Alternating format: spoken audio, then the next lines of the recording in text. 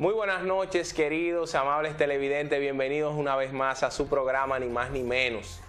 Hoy nosotros discutiendo sobre política internacional. Más relajada porque hoy es viernes y pues es menester pues al final de la semana uno tomarse un tiempo de refrescarse un poco, de poder tomar fuerzas para reiniciar ya el próximo lunes. En el día de hoy nosotros tenemos un banquete fuerte, al igual que tuvimos en la noche de ayer con la licenciada Marisol García Oscar, abogada privada, que fue ex defensora pública, ex defensora interamericana, una persona ya parte de este programa, y que nosotros le invitamos a que si usted no vio esa participación de ella, la pueda visualizar a través de nuestro canal de YouTube en Ni Más Ni Menos, o a través de nuestras redes sociales, tanto la de Ramón Arturo Méndez Alzuela como la mía, Chesnel Calcaño. Lo pueden encontrar en todas las redes sociales. Le invito a que vean esa participación que tuvo la licenciada Marisol García Oscar, donde ella habla del cúmulo de penas y habla de la hiperinflación penal frente al fin constitucional de la pena. En esta noche nosotros tenemos un invitado que no se queda corto, un invitado que es parte de esta familia de Ni Más Ni Menos, una persona que conoce la política internacional, un estudioso de las ciencias sociales, por demás un ser humano excelente, un muchacho conectado con la sociedad, buen amigo, buen hermano, y por qué no, una persona con vasto conocimiento, ex defensor público, especialista en lavado de activos, especialista en política internacional, conocedor de la diplomacia y lo que es el derecho consular también. Le hablamos de nada más y nada menos de hoy Santiago se queda con 29 caballeros. Juan de Dios Giraldo, ¿cómo tú estás, Juan? Hermano, muchísimas gracias por la invitación. Para mí siempre es un placer venir a la hermana provincia Espaillat, a este programa Ni Más Ni Menos. Hermano querido, nosotros hemos visto en estos días muchos temas de actualidad. Recuerdo que hemos pospuesto mucho este encuentro y teníamos muchísimos temas ahí que dialogar, pero hay unos temas que están en el tapete hoy en día y que nosotros tenemos que entrar por un país que tiene que ver con Simón Bolívar, porque recordamos nosotros que ese gran proyecto que tuvo Simón Bolívar de la Gran Colombia, ¿no? Que llamó Simón Bolívar, por eso vemos que tanto Colombia, Venezuela, Bolivia, creo que no, Perú tienen los mismos colores en las banderas. Eso tiene como, no es casualidad, y es porque tuvieron esa gran idea de Bolívar. Tomar en cuenta que nosotros en la independencia efímera también aquí en el 1821 hubo un movimiento que se unió y hizo una carta, hasta una carta hizo de unirse a esas pretensiones. A la Gran Colombia. Sí, a la Gran Colombia. Porque Bolívar tenía un compromiso histórico con Haití. Le dio la espalda. Porque ellos le apoyaron con armas y dinero. Claro. Le apoyaron. Recordemos que la primera independencia que logró el continente latinoamericano fue la independencia haitiana de 1804 con Jacques Dessalines. Y Dessalines y ese grupo de patriotas haitianos apoyaron la causa del prócer de la libertad que fue Simón Bolívar. Que hoy en día a Simón Bolívar, yo digo, Juan, que no le han dado la preponderancia que realmente él tiene, porque... Creo que sí. Pero tú crees que en esos países los principios de Bolívar... Del siglo XXI, sí.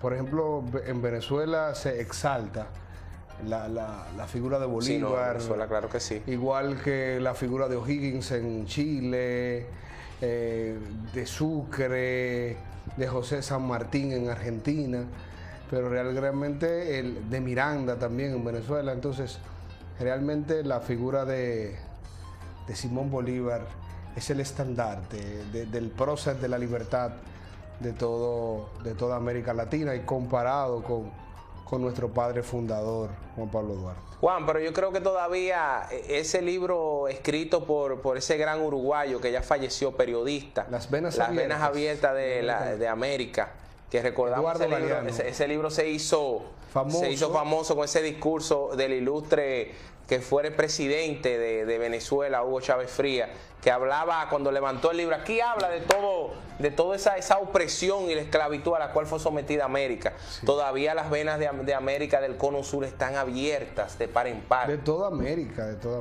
Y cada cierto tiempo América sigue en su proceso evolutivo. Porque es un asunto cíclico, Juan. De democratización, ciertamente. Todos estos periodos son cíclicos. En el Cono Sur recordamos nosotros la guerra de los tres países, las tres naciones, ¿no? Donde le extirparon lo que es la apertura al mar de uno de esos países, donde estuvo involucrado el Paraguay, ¿no? Sí. Y recordamos que el Paraguay tuvo un gobierno buenísimo en ese espacio y que fue realmente limitado por países que estaban en la parte circundante. Sucedió, ¿no? lo mismo. Primero, hay una guerra entre Paraguay, Uruguay y Brasil, donde no se le permite salir a armar a Paraguay. De igual manera, esa misma guerra la tuvo Bolivia, que tampoco tiene salida a armar. Entonces, la historia de América siempre ha sido un poco repetitiva en todas partes: América del Sur, América del Norte, América Central y los países del Caribe. Por ejemplo, en República Dominicana nosotros tenemos un libro de texto obligatorio que se llama Los Responsables, de Víctor Medina Bennett, que todo historiador debe leer, o todo el que le guste la política debe leer. Pero en América Latina han surgido procesos democráticos de izquierda, de derecha, y vuelve la izquierda, se recicla, surge con fuerza, nuevamente cae, vuelve la derecha, y eso lo estamos viendo hoy en día. Nosotros vimos en la década del 2000 cómo la izquierda resurgió en los países del Cono Sur, y ya para finales del siglo, ahora en el siglo XXI, la izquierda cayó y volvió y resurgió. Por ejemplo, uno de esos fenómenos, podemos hablar de Iván Duque. Iván Duque es del ala conservadora de la política colombiana, porque es un delfín del líder histórico de Colombia, que es Álvaro Uribe Vélez. Álvaro Uribe es amor y odio. Pero de igual manera vemos el fenómeno de la República Centroamericana del Salvador con Nayib Bukele. Nayib Bukele proviene de las filas del Frente de Liberación Nacional Farabundo Martí. Pero mira, y en ese mismo ámbito de idea, cómo se mantiene el ciclo, porque igual en Argentina el peronismo venció un momento, y recordamos el esposo de Cristina Kirchner, cuando él renegó al pago de la deuda externa, recuerda, dijo, no, vamos nosotros a reestructurarnos nosotros. El peronismo para hacer está el pago, escindido, ¿no?, en dos vertientes. Hay unos peronistas que son de la línea dura, el peronismo per se, los montoneros, y hay otra línea dura del peronismo que a partir de la década del 2000, el 2004 específicamente, está el ala kirchnerista, que lo representa Néstor y Cristina, que volvieron al poder después de ausentarse 4 años y haber gobernado un liberal conservador. Exacto. Que es Mauricio Macri. No, pero ahí viene la situación que nosotros debemos destacar para conectar con Colombia. Se despoja Argentina de Kirchner, de los Kirchner, porque Cristina sabemos que estuvo hasta investigada por corrupción, su vicepresidente todavía tiene una situación, pero después que ella sale del gobierno, ella va como senadora y gana como senadora. Gana senadora en la provincia de Buenos Aires. Y cuando ella, porque es un animal político, Cristina, como ella ve, yo tengo una tasa de rechazo, no me voy como presidenta, pero me voy como vice. Entonces, luego dio el poder a Alberto Fernández, que fue fue el ministro de Economía de Néstor Kirchner, y se dio y sabía que la única forma de aglutinar al peronismo era buscando una figura, una tercera vía, que era Alberto Fernández. Pero entonces lo interesante, que eso es importante destacarlo aquí, que nosotros los políticos dominicanos no pensamos con esa estrategia, ¿no? Aquí los políticos dominicanos, ese poder no se cede, aquí no hay discípulos. Así. Entonces algo interesante con respecto a ese tema, es que luego de que Macri va y tiene un manejo a nivel económico desastroso, es un gobierno populista, pero a nivel económico estaba en Argentina volviendo casi a lo mismo que tomó Kirchner cuando entró al gobierno. La época del corralito. Claro, entonces, ¿qué sucede? Que ahí vuelve entonces el pensamiento de izquierda a gobernar. Tenemos el caso entonces nosotros de Colombia, donde ahí está Álvaro Uribe, un pichón, de los Estados Unidos, porque era un seguidor ferviente, todavía lo es, de los Estados Unidos de Norteamérica, ahora lo están combatiendo un poco por la... Está implicado Álvaro Uribe. Miren, la figura de Álvaro Uribe despierta en Colombia amor y odio. Juan Manuel Santos es producto de Álvaro Uribe, porque en un primer momento, de la primera vez que Juan Manuel Santos gana, era el ministro de Defensa de Uribe. Cuando se enfrenta en la segunda oportunidad a Jorge Zuluaga, Uribe apoyaba a Zuluaga. Resulta que nuevamente se despegó de la línea del uribismo y logró repostularse, y ahí se dan los acuerdos de paz. Posteriormente a ello, cuando Juan Manuel Santos cumple sus 2 periodos, Álvaro Uribe, y con una nueva formación política, apoya a un discípulo de él, que es Iván Duque. Y entonces ganan nuevamente la presidencia el uribismo. Álvaro Uribe se ve envuelto en unos conflictos legales, donde él cede su vacante como senador por un asunto de los falsos positivos que se dieron en Colombia, por unas informaciones, y él está sometido a un proceso judicial. Y como vuelvo y repito, la figura de Álvaro Uribe es amor y odio. Hoy en día nosotros vemos un conflicto en Colombia, y es producto de una reforma fiscal que sometió al Congreso el gobierno de Iván Duque. Eso trajo como consecuencia que su ministro de Hacienda renunciara. Pero esa reforma fiscal, conforme el Fondo Monetario, es necesaria, el Banco Mundial. Todos los países de América y del mundo se verán obligados a hacer una reforma fiscal por un asunto de que la crisis sanitaria nos ha generado una crisis social y una crisis económica. Y la única forma de enfrentar esa crisis es reformar y cargar los tributos. Ahora bien, ¿a quién se los van a cargar? Entonces, eso llamó a un estallido social. Y tú sabes, Juan, eso llamó a un estallido social en Colombia. Tú sabes, Juan, que es interesante que muchas veces la gente habla de ante problemas económicos de un país, quiere hablar mucho de austeridad. Pero eso no es lo que recomiendan los economistas. Bueno, ante el problema económico debe haber más inversión para que haya más producción. Obviamente, hay 2 teorías. Y una es la eficientización del gasto y darle el poder central al gobierno, el control. Eso se llama una política keynesiana, adoptada por el británico John Maynard Keynes, que se aplicó a partir de 1929, y los norteamericanos son los propulsores del New Deal.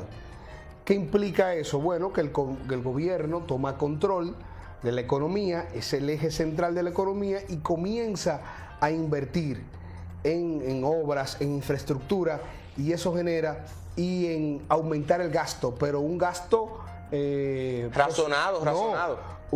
Existe calidad en el gasto. Entonces, se prevé que para salir de la crisis, del estado de recesión, no hay que estar en un plan de austeridad, sino gastar, pero con un gasto de calidad. Entonces, ¿qué pasa?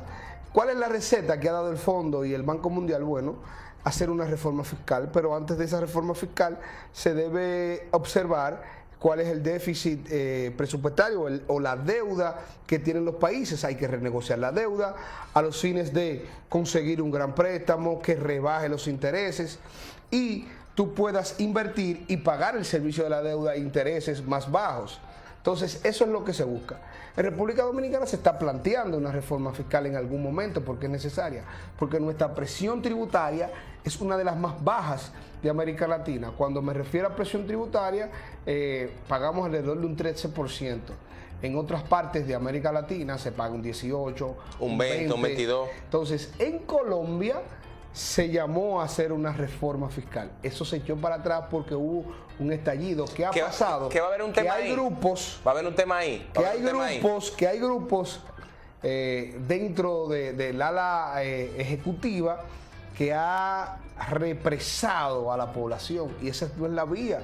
Entonces eso ha traído una crisis en Colombia que ha traído como consecuencia la renuncia de su ministro de Hacienda. ¿Tú sabes qué pasa? Mira, yo hablaba con un amigo colombiano que iba allá en Colombia y me decía algo.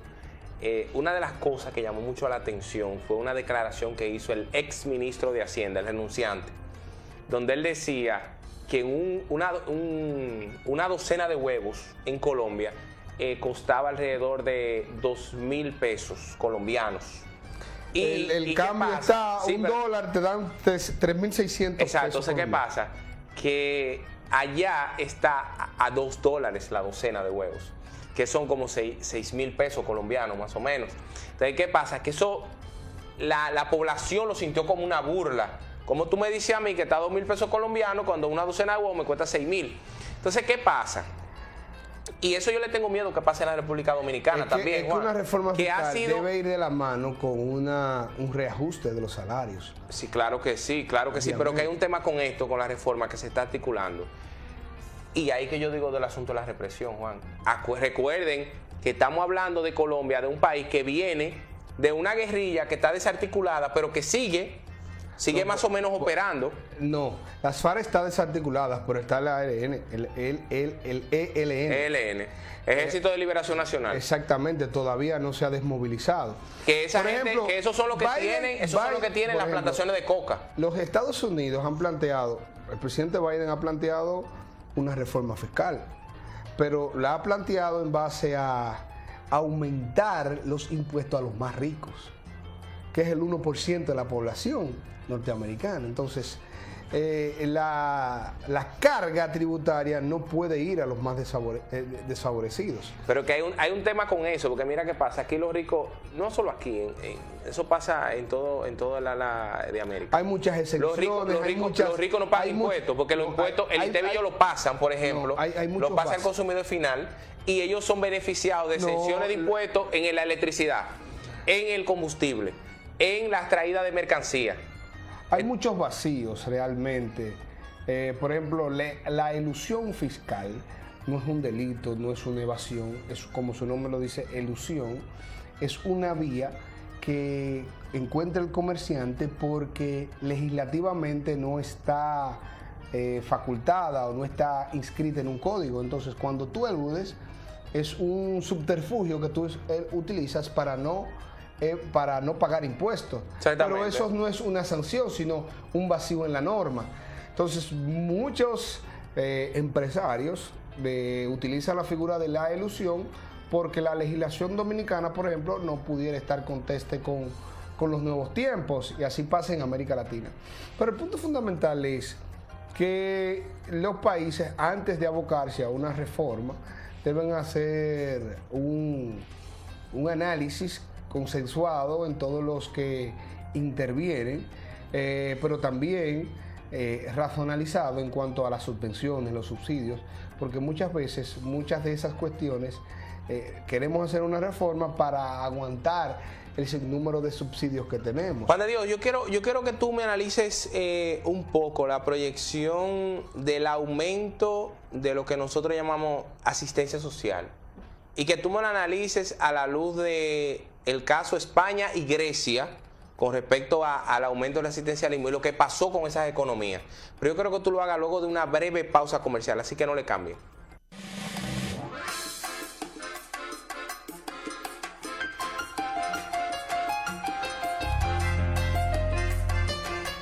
Qué bueno que siguen ahí con nosotros, aquí en Ni Más Ni Menos, hoy con un invitado especial, un gran amigo, y que nosotros nos contentamos muchísimo de que venga por acá.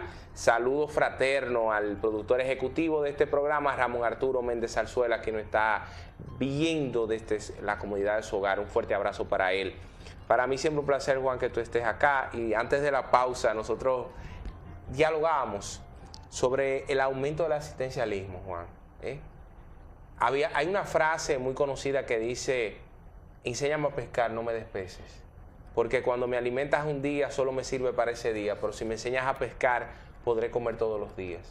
¿Cómo eso, Juan, puede favorecer o desfavorecer a economías como las nuestras, refiriéndonos a América Latina, chocadas por la misma realidad que se ha, vamos a decirlo así, descontinuado la producción agrícola y ganadera, y que nosotros nos hemos convertido en potencia turística en un momento como este de pandemia donde el turismo ha bajado? Mira, Chesnel, hay algo en economía que se llama cuando los países logran el pleno empleo. Y eso es muy difícil de ver en países como los nuestros. Por ejemplo, los países nórdicos no existe pleno empleo, pero el índice de desempleo está por debajo del 6%. Cuando una economía logra el pleno empleo, totalmente se disminuye el asistencialismo. Y el asistencialismo no es más que la responsabilidad que tiene el gobierno con aquellos que no pueden conseguir trabajo. El presidente Luis Abinader está enfocado en focalizar los subsidios a aquellas personas que realmente lo necesitan.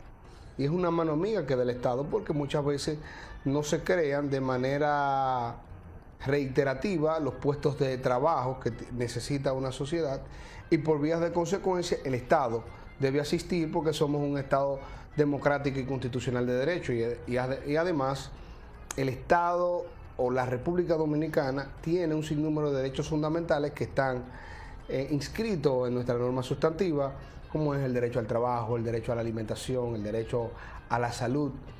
Y cuando tú adoptas esos derechos en una carta magna, tú debes debes brindarlo. Por eso el Estado Dominicano se ha empeñado en asistir. Ahora bien, llevaremos en un punto, en la medida en que la economía vaya evolucionando, vayamos creando los puestos de empleo, vayamos creando fuentes de ingresos diversas, vamos a disminuir el desempleo. Y en la medida que tú disminuyes el desempleo, va a disminuir el asistencialismo. Por ejemplo, en la medida en que un Estado comienza o aumenta su asistencialismo, es en esa medida que va creando un agujero negro, y llegará un momento que se cree un default, es decir, incapacidad de pago.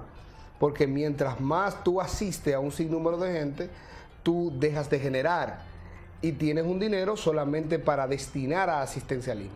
República Dominicana llegaremos el momento, y estamos esperanzados en que eso suceda. Por ejemplo, países como España volvieron una crisis por el gran número de asistencialismo que vivían. Por ejemplo, Syriza, un movimiento político que posteriormente logró la presidencia en Grecia, con un ministro de Economía llamado Yanis Varoufakis, habló sobre ese asistencialismo griego y dijo que en la medida en que se seguía asistiendo a sus ciudadanos, que era un compromiso social, pero el Estado o el Ejecutivo estaba comprometido a salir de ese asistencialismo y crear fuentes de empleo.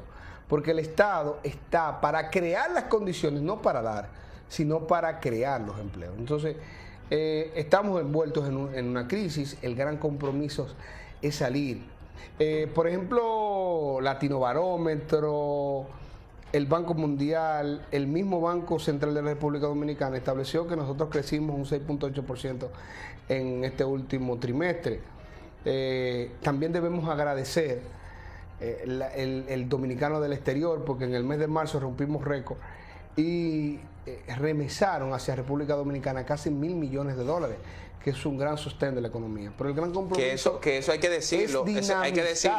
Gracias al manejo que tuvo lo que es el gobernador del Banco Central, eso no evitó que bajara muchos puntos el dólar, porque eso también puede crear una situación. También se mantuvo la estabilidad cambiaria, a pesar del gran flujo. Eso desestabiliza la balanza, claro que sí, la balanza de pagos, y por vía de consecuencia te crea inflación.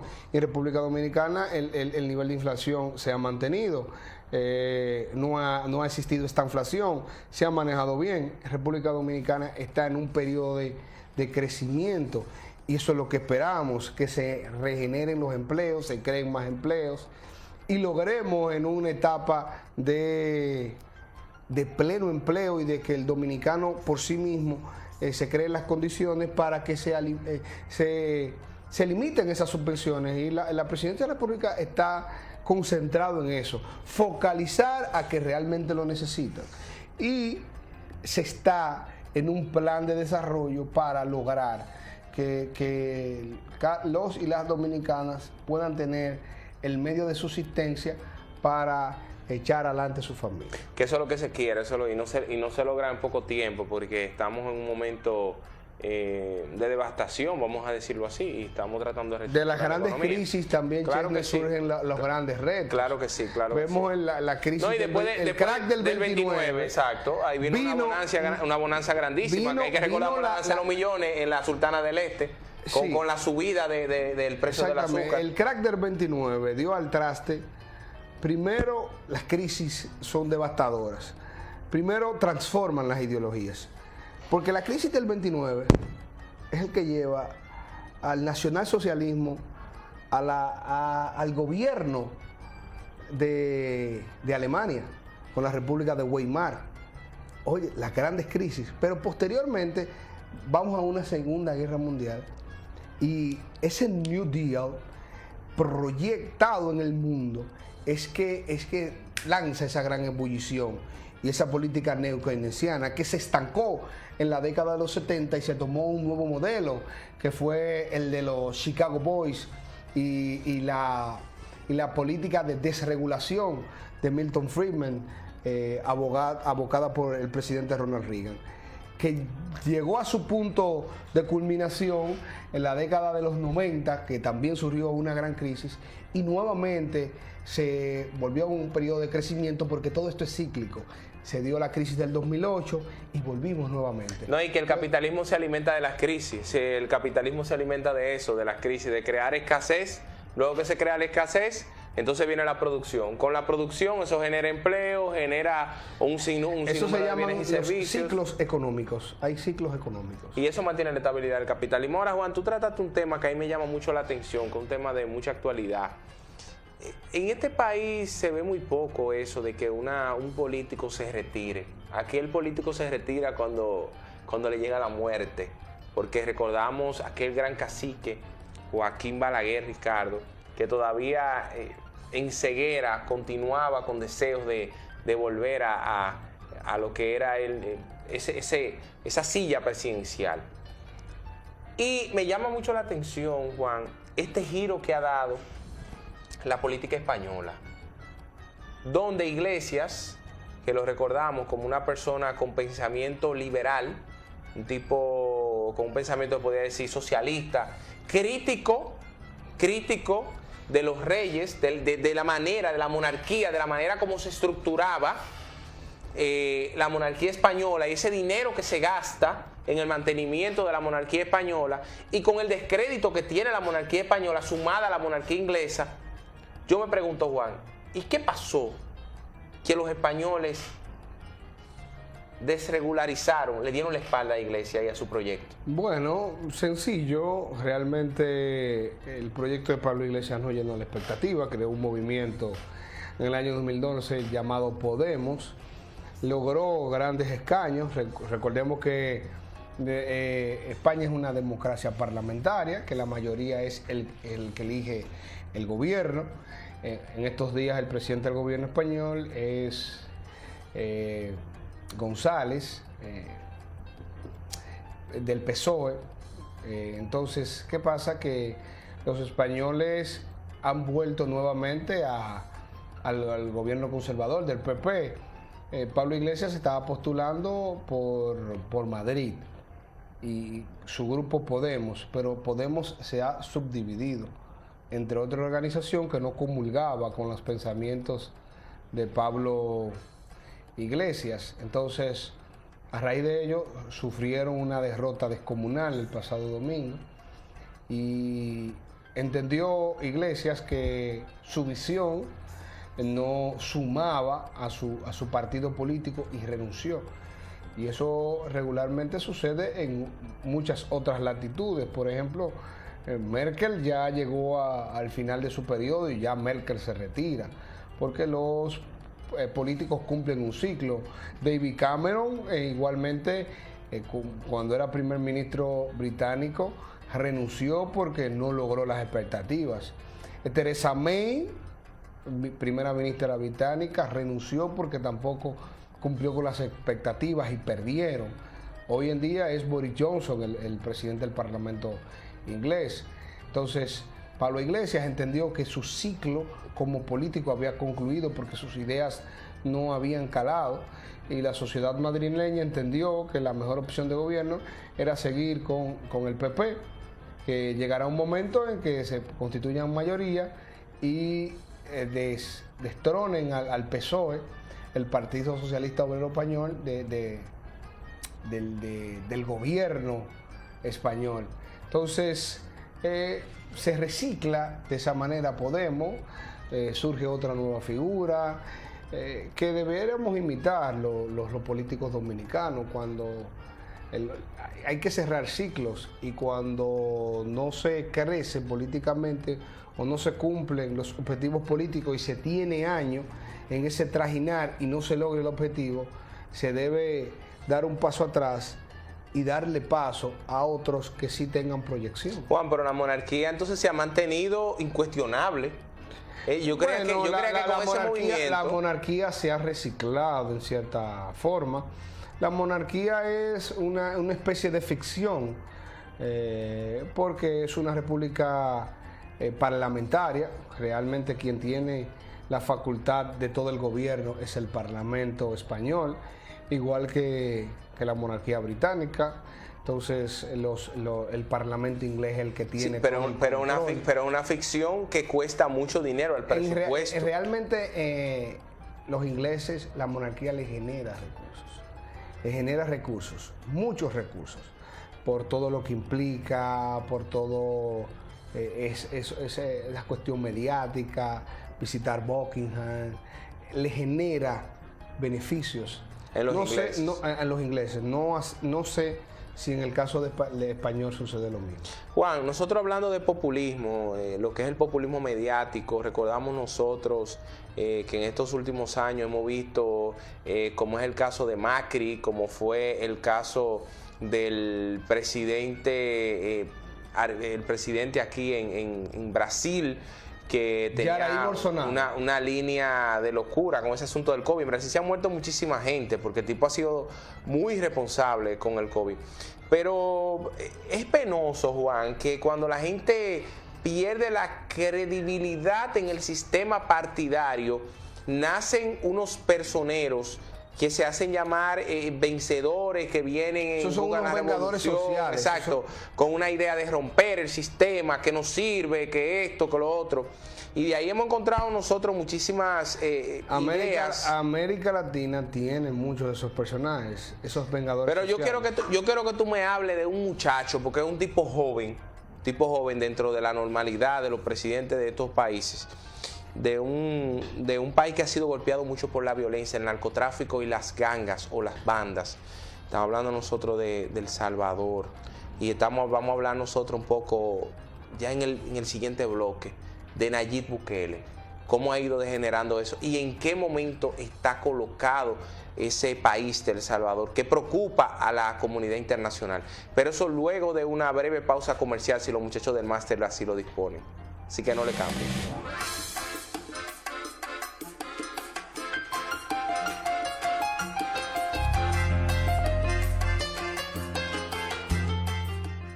Ni más ni menos, hoy hablando un poco de política internacional con una persona que tiene vasto conocimiento, un crítico, un estudioso de la ciencia social, un guardiano, Juan de Dios Hiraldo Pérez. Juan, Nayib Bukele, Juan. Lo último que inició, Juan, con la idea de limitar a los empresarios en El Salvador.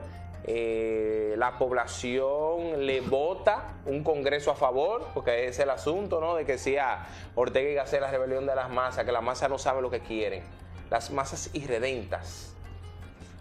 Y ahora él viene y acaba con la sala constitucional del Supremo de El Salvador.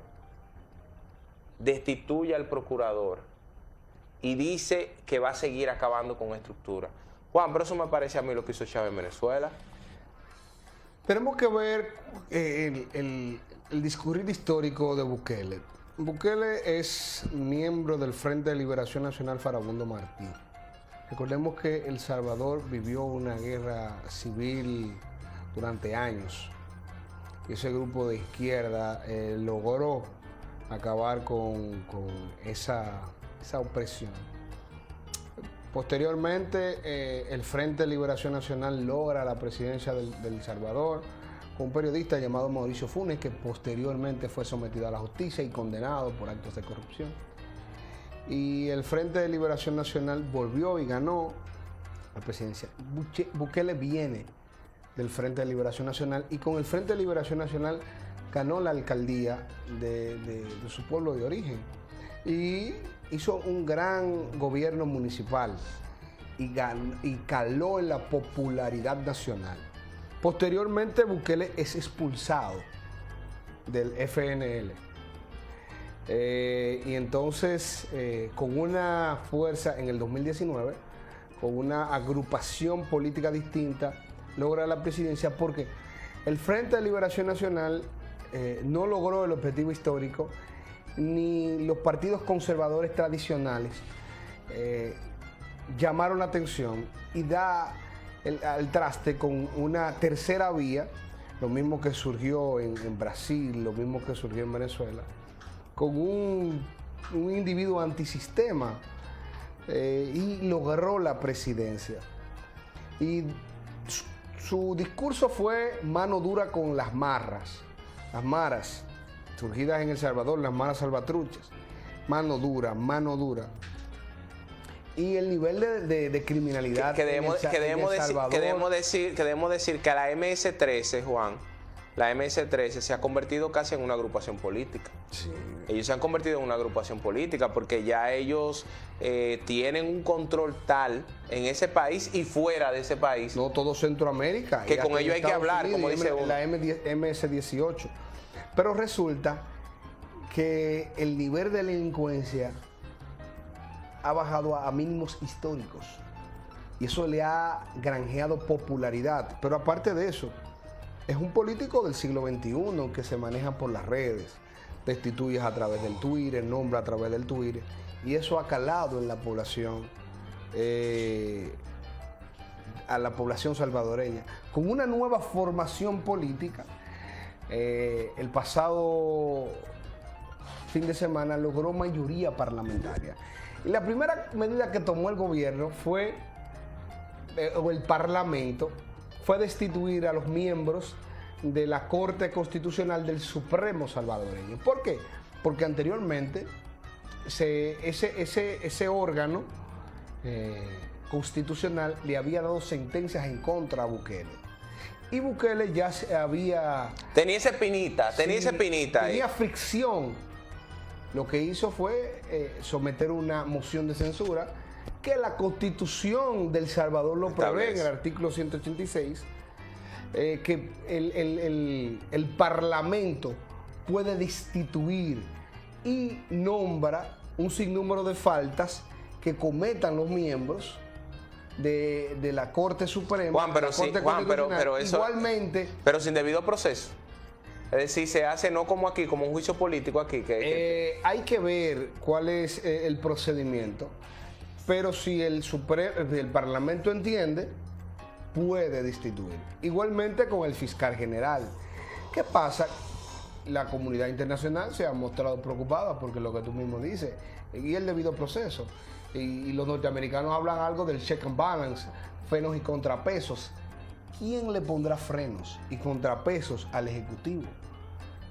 Entonces, hay una concentración de poder y eso es lo que quiere Bukele y se ha planteado también una reforma constitucional porque en El Salvador no están permitidos los periodos consecutivos presidenciales y se está planteando también reformar la Constitución. Popularmente es aceptado porque la pandemia la ha manejado adecuadamente, ha hecho programas sociales de igual manera que han calado en la gran mayoría profesional y muestra de ello es el espaldarazo que le dieron en las urnas. Ahora bien, la forma en manejarse, en tener el poder absoluto, lo absoluto corrompe y lo absolutamente absoluto lo corrompe todo. Entonces no podemos tener, debemos tener frenos y contrapesos. Tú sabes, Juan, que yo estaba leyendo esta tarde un artículo que escribió el maestro Eduardo Jorge Prats, que se llama La hora de las democraduras. Y dice él en un apartado de ese artículo, que le invito a que lo lean, dice: así, la democracia no es incompatible con la dictadura, sino que una democracia llevada a su máxima expresión es necesariamente dictadura, dictadura soberana. Recordamos nosotros que una de las características que tiene la democracia es respeto al principio de separación de poderes. Es uno de los primeros. El segundo es el límite al ejercicio del poder. Que el límite al ejercicio del poder no es solo que el gobierno tenga un día cuando inicia y un día cuando termina, sino que el gobierno sepa, y los demás poderes, dónde inicia su poder y dónde termina.